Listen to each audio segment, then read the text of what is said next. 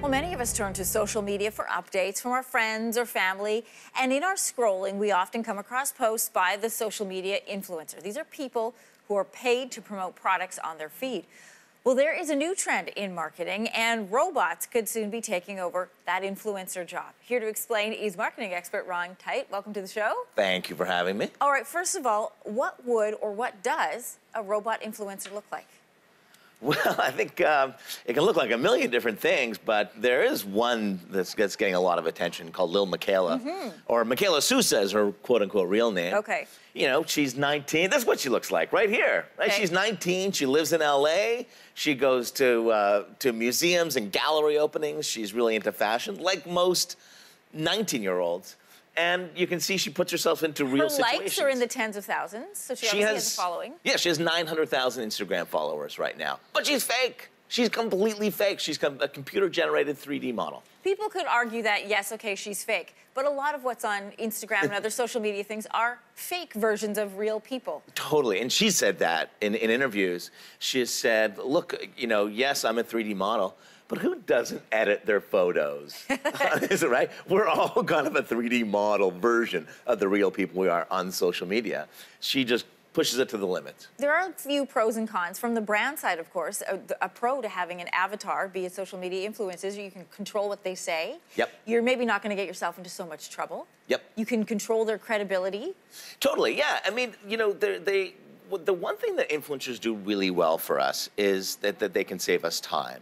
Because there's so much stuff out there that if we're supposed to find the products that we want to buy or get the information, so they can do that. And if it's a digitally enabled influencer who has data backing them, they can do that obviously in an automated way that's way faster and they can save us a heck of a lot of time. This is like fake news, but in the social influencer form. Yeah, hashtag fake news. Right. Yeah. So let's talk about our tolerance then for what is fake. Because, you know, we know that what people put on social media is not their real life. It's the edited version of their life. So then, and people obviously seem to be responding to an avatar, but is it the same experience? In some ways. Now, I'm going to date myself here, but remember the band Kiss? Yes. Well, Kiss kind of came out and said, we don't want you to know who we really are, so we're going to wear this makeup.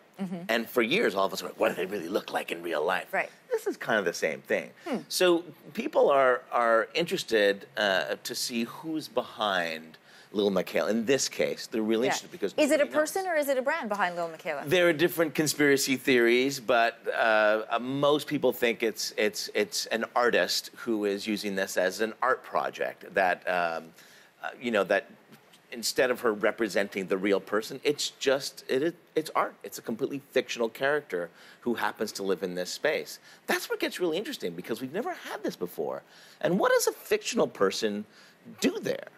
Whether it's a static image or whether it's a computer-generated 3D model, what do they do? Now she has a record deal. So she's coming out with music on Spotify. She's now starting to make money from iTunes, a completely fictional person. But how different is that from Lady Gaga, who's a completely fictional person? How different is it that, you know, for many people, the influencers that they interact with, they only interact with the digital version of that person. They're never going to meet them. The exact same thing is what we're doing with her. You're in marketing, and a large part of marketing is looking at the psychology and the trends of people who are consumers. Yep. People in that demographic that consume on social media say they want authenticity, and that's what they're looking for. That's why they go to social media, because they want to see the behind the scenes. Yep. How does that jive then with with people who like Miquela? There are certainly some weaknesses there because we're not getting an authenticity. You know, Miquela's not going to have a bad day. Right. She's not going to wake up and be late for something.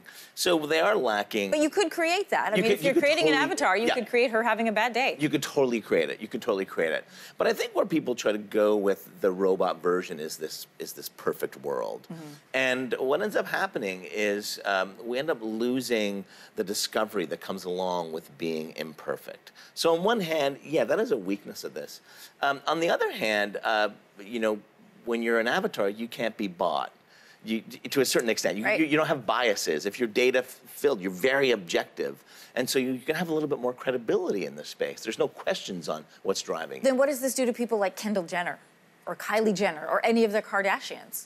I don't think it does a heck of a lot. I mean, people are really curious about where Lil Miquela's going and what's going to be next. They want to be a part of that. But the Jenners are completely, not completely transparent, but we know what they're about. We know what drives them, and we're happy to sign up and be a part of that journey. So I don't think it's really going to affect what they do. Just fascinating to take a look at. Very fascinating. It is. Thanks for coming in this morning.